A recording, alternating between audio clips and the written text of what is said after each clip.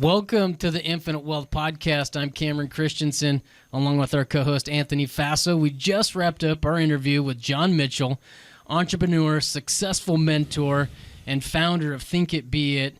And he has created the top application process in the world of the Think and Grow Rich model. Anthony, what were a few of your takeaways?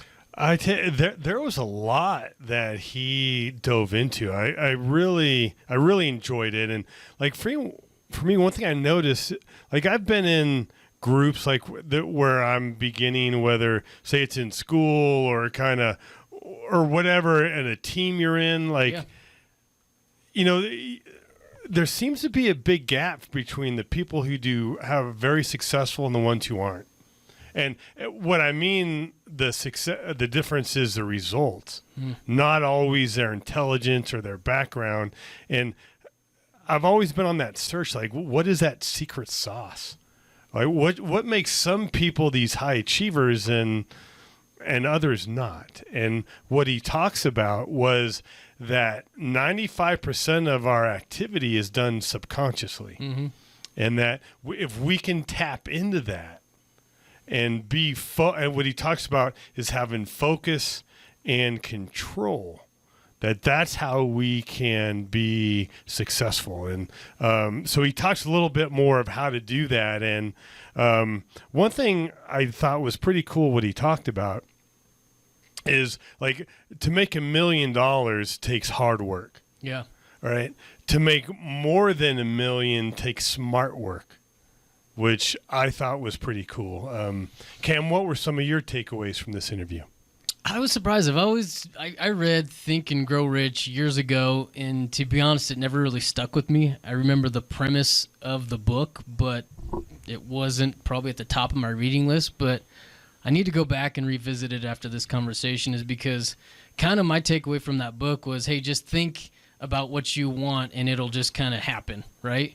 And that never resonated with me. And so I really liked our conversation with John today, because he identifies that book as probably the single most read business book in the world by a factor of 10, I think. I think he said that 100 million people have read it and 10 million have read the second book. But he supplies kind of the application of this idea. And so it's the application that is really the secret, or the other half of it. And I really enjoyed kind of the practical pieces that he shared with us. And what was interesting, last thing, is I just saw a real good correlation between infinite banking and what we teach clients versus what, along with what he teaches, is, people kind of talk about personal finance in theory and what's that application. I think that's probably what the biggest misunderstanding in personal finance is. There is no application. There's no kind of anything being taught there. And so I really like that correlation between the two. And man, I think our listeners are going to get a lot out of it today. You know what I thought was interesting? He spent 3 days with Darren Hardy. And we didn't really go into the backstory of Darren Hardy, but he's the founder of Success Magazine. And what Darren did, by interviewing all those successful entrepreneurs, he took some of that information and created a few books. Which, interesting, if you look at Think and Grow Rich, that's how the author created the book, is by interviewing successful people and sharing their stories. And that's what Darren Hardy did in one of my favorite books. Like, if somebody asked me of books to read, Darren Hardy's The Compound Effect is one of my must reads that I would, if anybody asked for my opinion. And what it talks about is making small, smart, consistent decisions, and that those compound to big results. So I enjoyed this episode, and I hope you will as well. Enjoy the episode. Take care. John, I got to tell you, Anthony and I are both very excited to have you here today. And if you could, let's start us off by you sharing a little bit about your personal life, and then we'll kind of get into what you're doing now. Okay. Well, I've got a pretty fun personal life. I teach at the University of Texas at their business school, which is more fun than business. And I play blues guitar because I live in Austin. Of course, I have to play guitar. So, and I'm married and been married 10 years. I didn't get married until I was in my 50s, so that was an adventure. But that's a little of the personal side.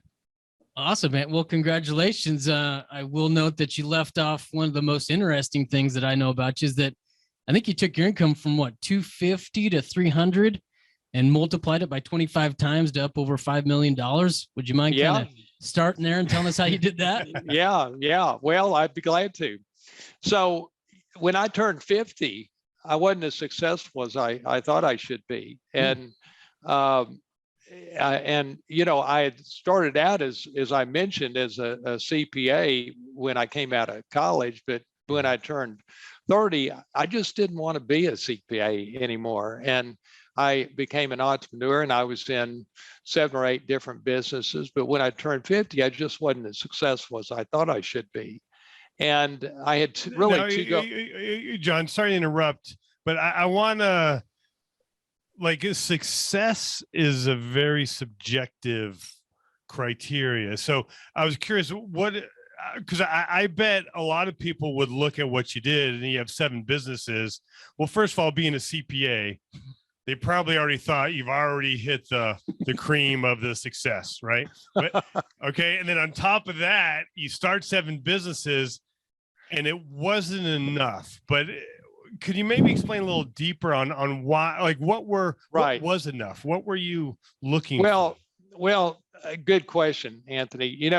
Really, I had 2 goals in my life: to make enough money so I didn't have to work, so I'd have freedom, and to find the woman of my dreams. And so at 50, I was just falling short on both of them. And like you alluded to, on the money, I always did, pretty good. I made 200, 300,000 a year, but when I turned 50, boy, I just did the math. I mean, I was like, to have the exceptional life I want, I got to net over $1 million a year. And so that was clear on the money side. And on the girl, like I said, I'd never been married at 50. And although I got to say, it wasn't from a lack of interviewing. I did a lot of interviewing. Although my friends would probably call it begging. I'd like to call it interviewing. But nevertheless, so at 50, I'm like, well, how do I change this 20-year history of low 6 figures a year?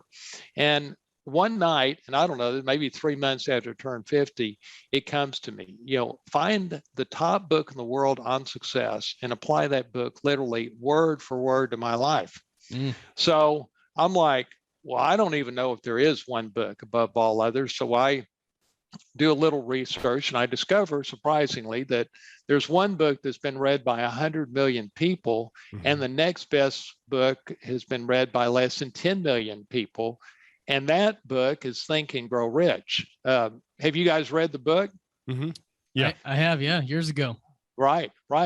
Well, so once I realized it was the top book in the world on success by a factor of 10, I'm like a heat-seeking missile. I went to the bookstore, got the book, read the book, and here's what's interesting about it. It says there's a secret for success, but the author only gives you half of the secret. It's on the reader to figure out the other half. So I read that, and I'm disappointed, and I don't know, I probably mope around for 3 weeks. And then one day I just wake up and I go, just man up and figure out the full secret and how to apply it. And so I immerse myself in the book for probably 2 months, and I figure out the full secret and this 12-minute a day technique to apply it. And I start applying it to a new business I started in the reverse mortgage field. And suddenly my income starts doubling and doubling to where, like, about 4 years later, I'm making $5 million a year net, which was 25 times what I'd never made in the prior 20 years. And I felt so blessed for all that was happening.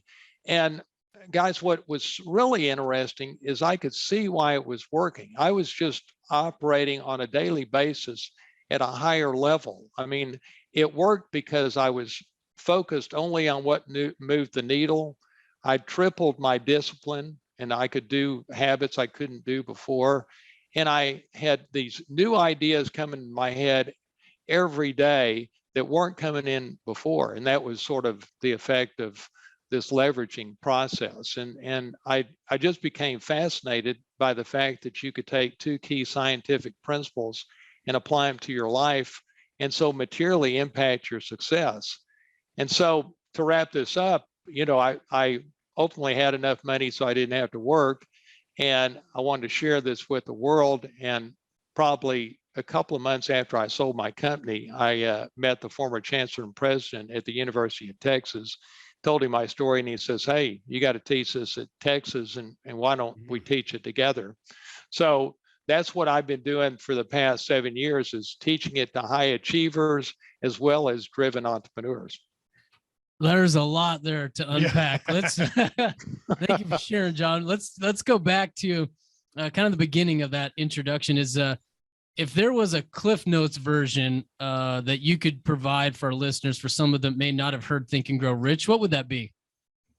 Well, I'm gonna explain the full secret to you, but I'll give you sort of the initial thing. The key is you're applying science to your life to up your success. That's what the book Think and Grow Rich is about, applying science to your life to up your success, which is something I had never thought of before. And it's really science to leverage yourself. And here's the thing that's interesting with the book. It's based on one central idea, that 95% of your daily actions are unconscious. So think about this. If that's true, the only way for you to have a higher level of success than you already have is to influence those unconscious daily actions. And you do that by proactively influencing your subconscious mind. And does that make sense? Mm-hmm. Yeah, I'm tracking with you. Well, and here's what's I think this is interesting as I look back on my life.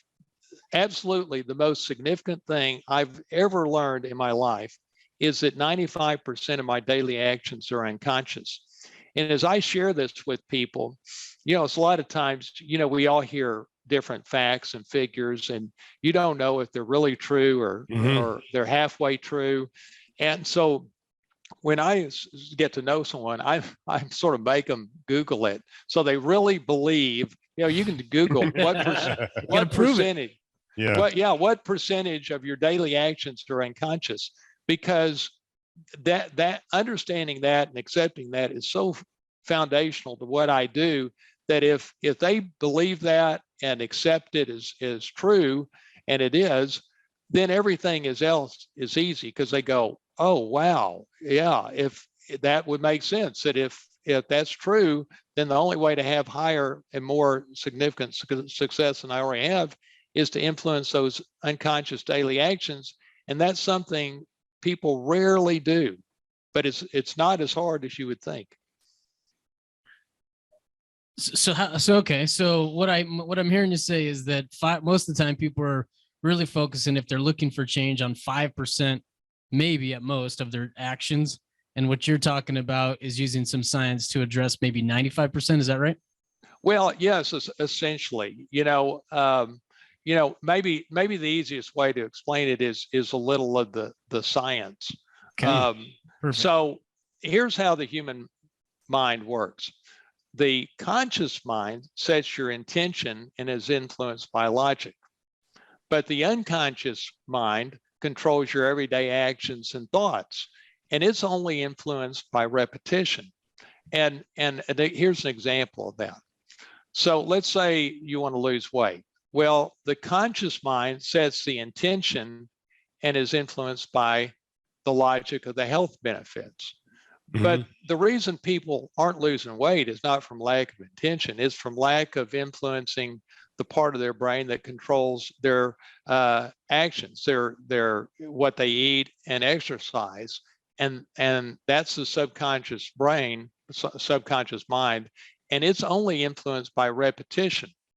And so once you sort of get this, how the human mind works, that again, your success in each area of your life comes down to the cumulative effect of your daily actions.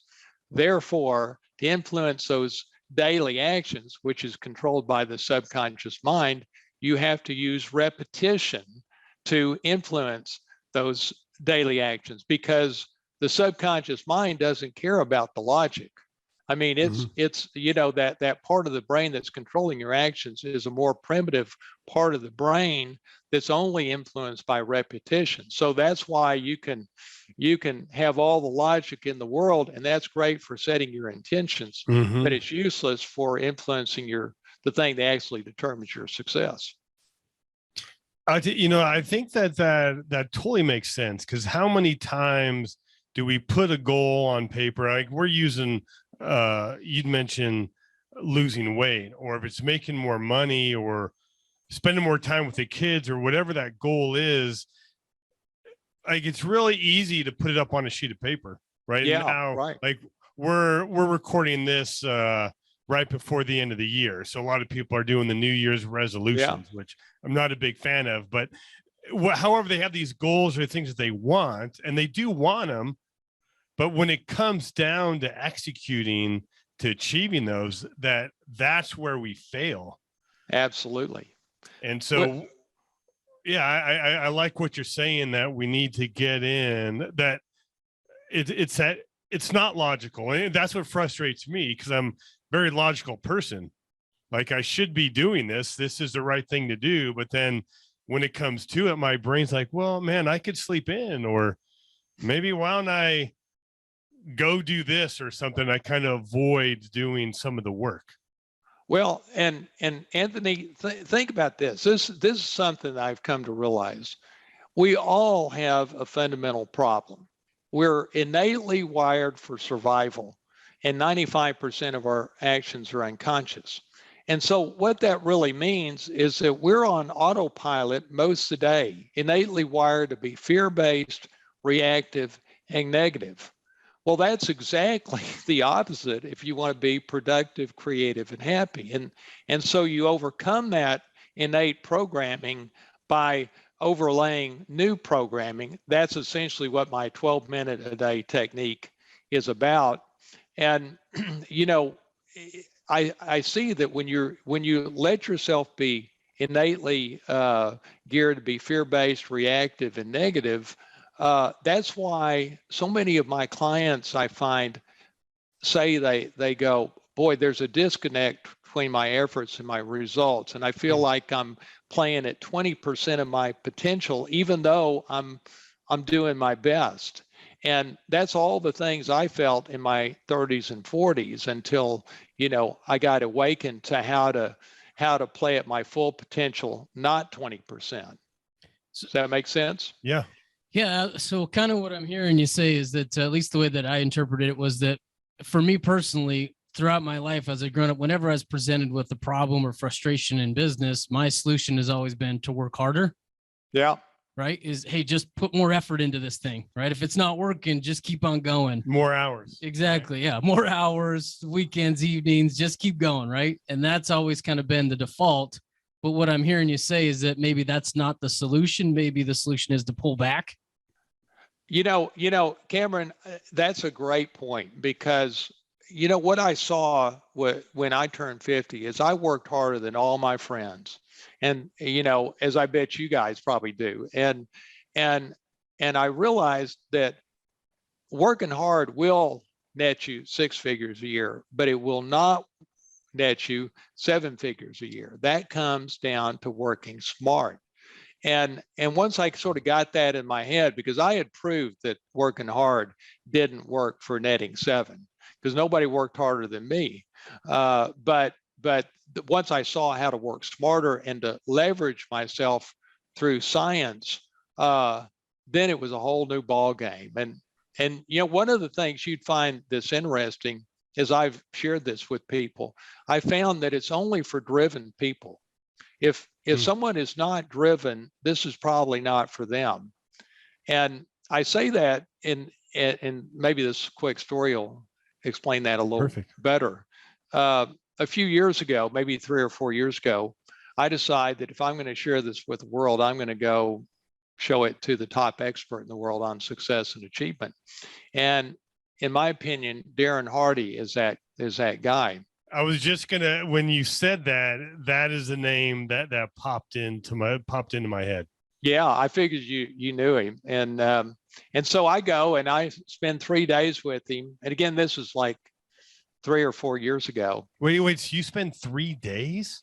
Well, yes, and I had to write a big check to do it. But Of course, yeah. I didn't have any pool with him, but I found money at a little pool. Yeah. And so, I sit down with him and I show him what I created, show him the template that my 12-minute a day technique is based on. And he looks at it and he goes, yeah, this is pretty good. And then he started studying it a little and goes, wow, this is really good. But he says, John, people aren't going to spend 12 minutes a day on this. And I'm like, Darren, how the heck can that be? It caused my own income to go up by 25 times what it was the prior 20 years. Time magazine did a cover story on the science behind my methodology. And I'm blessed to teach it at one of the top business schools in the country. And we're applying the central concept of the top book in the world on success. I'm like, what do you mean they're not going to spend 12 friggin' minutes a day on this? And he sort of laughs.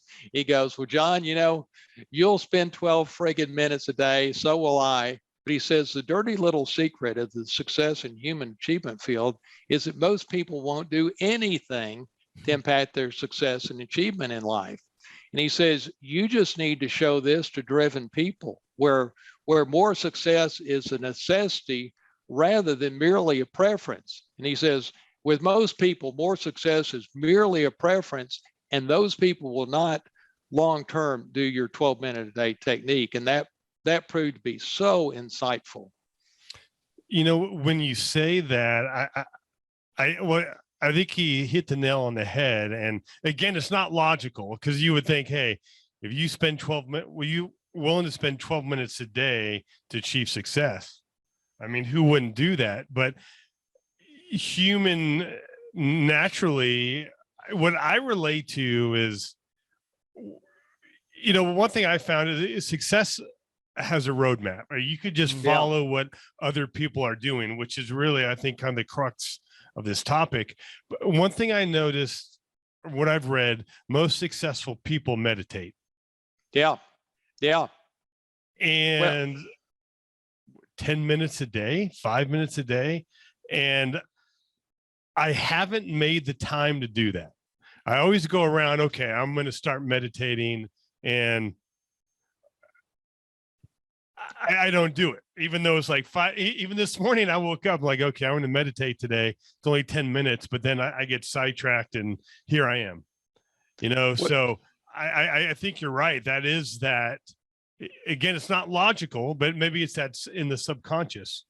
Well, and it's interesting, and I'm going to explain exactly how this works in a second. But as you brought up meditation, this is sort of the opposite of meditation. Meditation quiets the mind, and this focuses the mind. Okay. And what's really interesting is over the last 20 years, there's been all this research into what separates the mega achievers from the moderately successful. And it really has come down to two things: control of self and focus. Well, control of self is your daily actions, and focus is your daily thoughts. And that's why and I see a lot of people struggle with meditation. And again, and I support meditation, but what I've created is sort of the opposite of meditation, in that it focuses the mind instead of quiets the mind. Does that make sense? Yeah. I was just going to relate it to kind of the ways that we communicate what we do to clients. A lot of times, we'll play out kind of what you'd call a roadmap, I guess, and we'll tell them personal finance is simple, but it's not easy. Yeah. Right. Yeah. Is what I'm hearing you say. Hey, I've got the roadmap. Here's 12 minutes, but you could show that 12 minutes to 100 people, and you got one person that's actually going to implement it. Exactly. And I got to the point where I wanted to select my clients rather than than my client selecting me. I mean, I'm doing this because I feel so blessed for what it's done for me that I want to share it with other people. But I only want to share it with other people and go to the effort if I know they're going to do it. And when I take on a client, my goal is to always double the income they made last year. And if I don't think I can do that, then I won't take them as a client. And so that's why I'm big on making sure my clients are driven. Yeah, you've alluded to a criteria of a potential client. Could you maybe expand on that a little bit outside of them just being driven? Is there net worth, income levels? What do you look for? I thank you for asking that. I mean, half my clients already make over $1 million a year, and half of them are under $1 million a year. But I got to say, I probably have more, I don't know, love for the ones that are under $1 million, because that was me for 20 years. And I see how materially your life can change when you go from making 200 grand a year to over $1 million. And what I discovered, and I didn't know this until I went over $1 million, is that once you cross that threshold, it's inevitable that you're going to make multiple millions. I've never seen anybody cross over $1 million and then not go to 2 or 3 or 4 or 5. And so that's why I have such an affinity for the people that were just like me. And so that's really the only requirement, is that they be driven, and I'm convinced that they will do this and will immerse themselves as much as I'm going to immerse myself in making them successful. Awesome. Thanks, John. I feel like we're kind of leading into maybe an overview of what this 12 minutes might look like. Yeah. Is that something you can share with us? Yeah, let's dig into that. So as I mentioned, Think and Grow Rich, this is a central concept. And like I said, he gives you half the secret. Well, the half of the secret that he gives you in the book is that everything starts with a thought. Well, when I read that, I'm like, okay, I buy that, but where do you go with that? Yeah, what else? And that's what was so puzzling after I read the book. But once I immersed myself in the book, then I came to realize that the real central concept of the book is what you envision in detail on a daily basis is what shows up in your life. And so what that really means is you step back from your life and you create immense clarity, exactly the person you want to be, exactly what you want to accomplish, and precisely how you're going to achieve your clearly defined goals. And that's so you create that clarity around that. Then you feed that clarity to yourself every day. It takes 12 minutes a day using our template. And after about 21 days, the subconscious mind accepts the programming, and then it upgrades your daily thoughts and actions. And those upgraded daily thoughts and actions create the life you want. It's powerfully simple. Does that make sense? Yeah, I'm with you. And so it's interesting, when people start doing this, at first the subconscious mind will reject the programming because it's not used to it. It's seen you try to do different things before, but it will reject it. But around that 21st day, finally the subconscious mind, if you do it every day, it goes, okay, I give up. I'm just going to now accept the programming, and that programming will show up in your daily thoughts and actions automatically without thinking. And that's once people experience that and see it for themselves, they do this for the rest of their life. Maybe I missed it. Is there something they're focusing on in that 12 minutes? Well, again, you're articulating to yourself, here's exactly the person I want to be. Well, like what your top 3 values are, all the things that you want to manifest as a person. Being a good listener, being thoughtful, being flexible. All all that. And basically we're taking your life in the 5 components of your life: yourself, your health, your romantic relationship, your spirituality, and your business. And we're articulating the ideal you in each area of your life, as well as improvements you want in each area of your life, and you're basically living your life quarter to quarter. And so we're identifying a specific goal for the quarter for your business, a goal for your romantic relationship, a goal for your health, that also articulates, the key behaviors associated with each goal.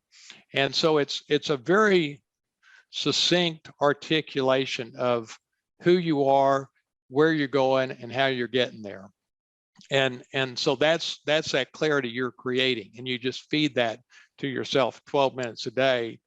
And the big thing that comes out of it is you have this immense sense of control over your life. And I think that's what we all want more than anything else, is control over our life. And of course you feel control because you're succinctly articulating your life to yourself each morning.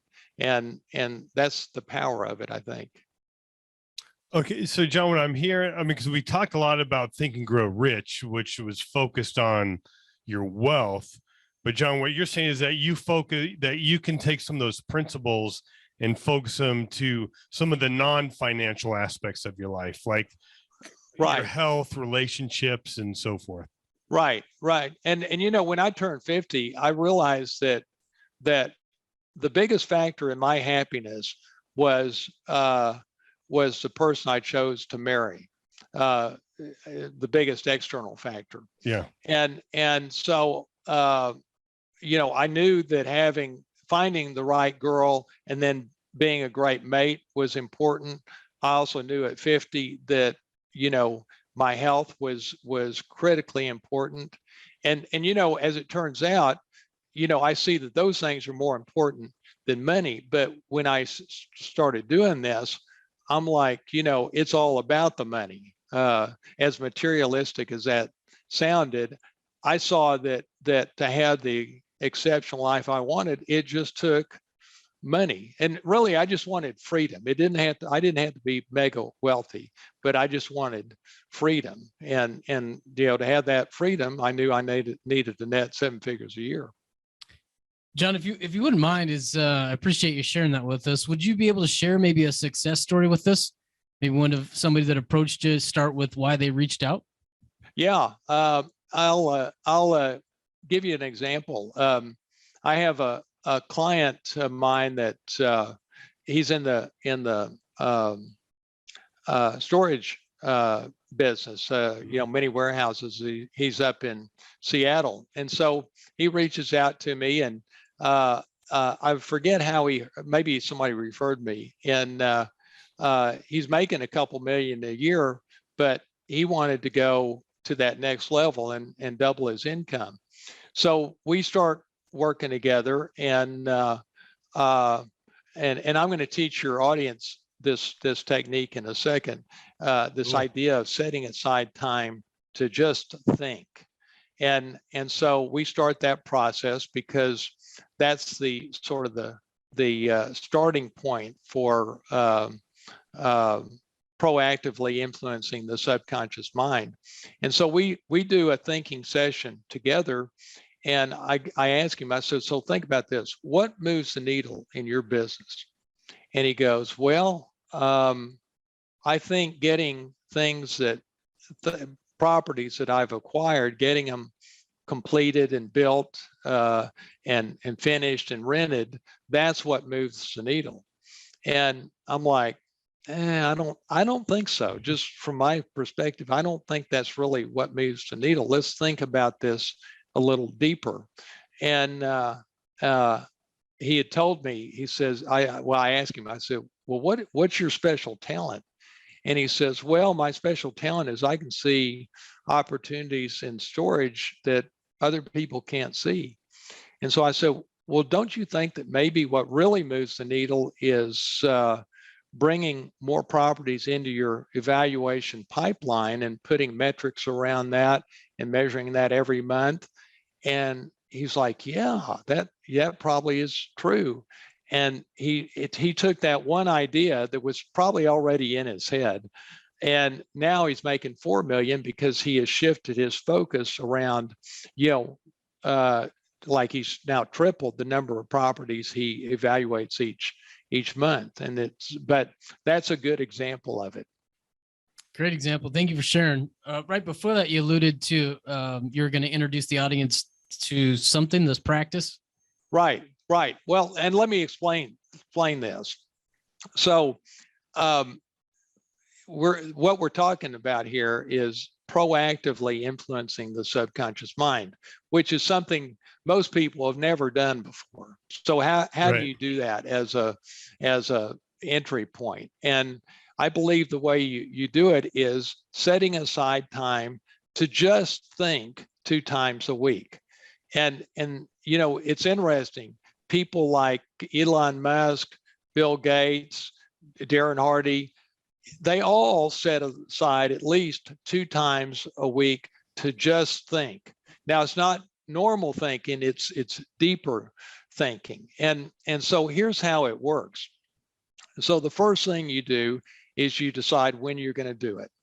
Now, I do it on Wednesday mornings and Saturday mornings. Wednesday because the week is halfway done and I've got most of my stuff done.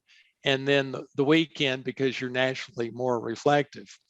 Then as to where to do it, you want to pick your most favorite place in your house or in nature. Like I do it often out on my deck on Lake Austin. And then here's how it works. So, and each thinking session is going to be about 30 minutes long.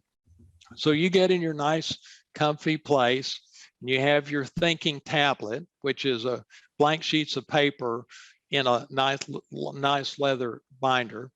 And you're staring down at that blank sheet of paper. And there's sort of 2 parts of this. For the first 10 minutes, just let whatever comes into your head come and write it down. It doesn't have to be, you just scribble it out. Whatever is coming to you, you want it to flow. Whatever ideas are coming. And then after you sort of do that for about 10 minutes, then step back and ask yourself a question.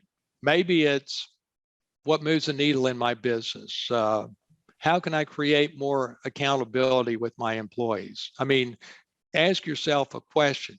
That shifts the brain into another mode.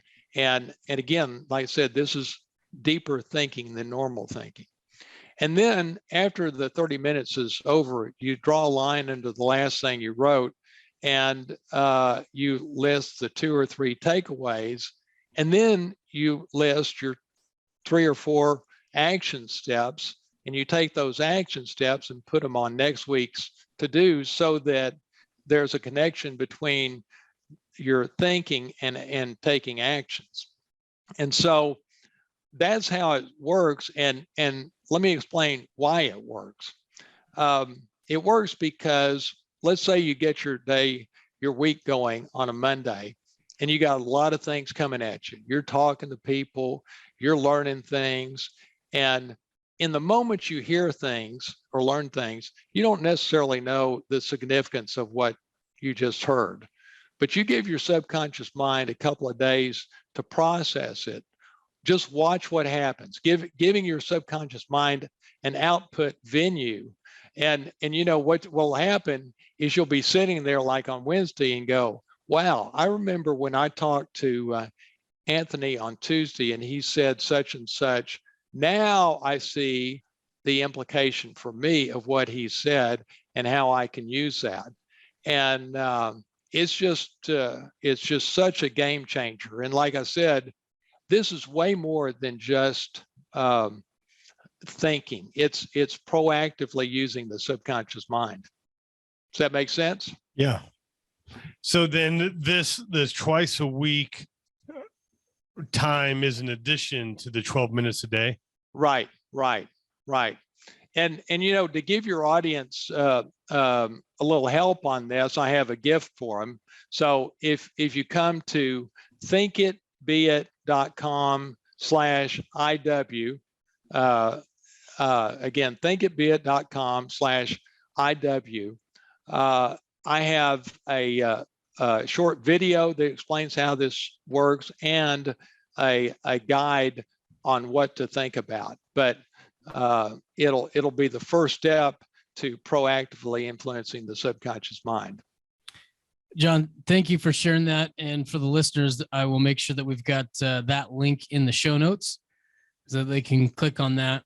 John, is it okay if I push back a little bit? Would that be all right? Absolutely. So what would set kind of this program apart from others?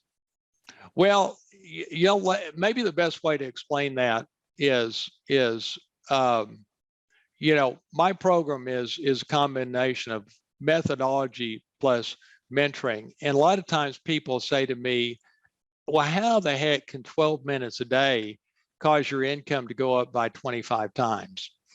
Which is a good question. And so one of the things that we articulate in that 12 minutes, if you're a business owner, is we're going to define, here's what the business looks like 3 years from now, both in terms of profits and number of employees. Here's the 5 or 6 milestones over the next 3 years to get there. We're going to articulate your succinct business plan, your succinct strategy for success, and the 2 or 3 things that move the needle in your business.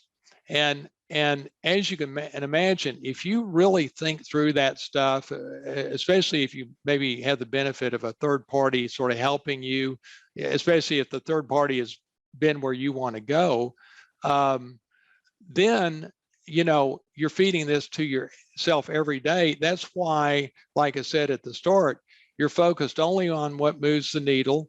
You've tripled your discipline because we define those key 2 or 3 habits that you as the owner need to do that maybe you didn't have the discipline to do before. And you had this consistent flow of new ideas coming to your head, partly from this thinking tablet thing I explained. Does that make sense? I love it. Yeah, I appreciate that response, John. And as you're talking, I'm going to butcher this quote, I'm sure, but I think one of the best quotes that I've heard in a long time was, I think it's from Henry Ford, but it talked about how a man unfortunately spends most of his time working instead of the single most important thing, which is thinking. Right. Which is, I don't think anybody does that. I think a lot of times as business owners, what we do is we get stuck in the day to day and we can't get quite out of it. And so a daily reminder of setting 12 minutes aside and then a few times an extra week can absolutely move the needle. So thanks, John. Right. Well, and I think that, again, most people have never tried to proactively influence their subconscious mind. And one of the things I find is that although Think and Grow Rich has been read by 100 million people, I find that only about 1 in 7 people has ever heard of it. And I'm thinking, why is that? Well, I think it reflects the clutter that we live in today, that, if there was one book that was the top book in the world on success by a factor of 10, you would think everybody would know about it, but they don't. And so that's the power of this. And that's exactly what the book advocates, is proactively influencing your subconscious mind, because 95% of your daily actions are unconscious. Awesome. Thanks, John. And one more time for our listeners, where can they find you at? Well, my website is thinkitbeit.com, and to get the gift, thinkitbeit.com/IW for infinite wealth. I love the name Think It Be It, right? Because before you can be it, you have to think about it first. So right. I love the idea. And do you want to ask that one question? Okay, I will. Talking about it. John, Cameron was a little hesitant to ask, but we just got to get it out there. Any relation to Paul Mitchell? No direct relation to Paul Mitchell, but as I mentioned before, he lives literally, I can almost see his house. So he lives 500 feet 500 yards away on Lake Austin. And by the way, he lives right next to Joe Rogan, Oh, wow. if you can believe that. Which is kind of ironic. Yeah. He lives on Lake Austin. I probably paid for his dock. Right, yeah. All the hair product that I purchased over the years. So make sure you tell him thanks for me, John. I will. I mentioned that to him. Yeah, absolutely. John, thanks so much for joining us, man. Great conversation. Really appreciate your time today. Okay. Thanks so much. Now go make it a fantastic day. Take care.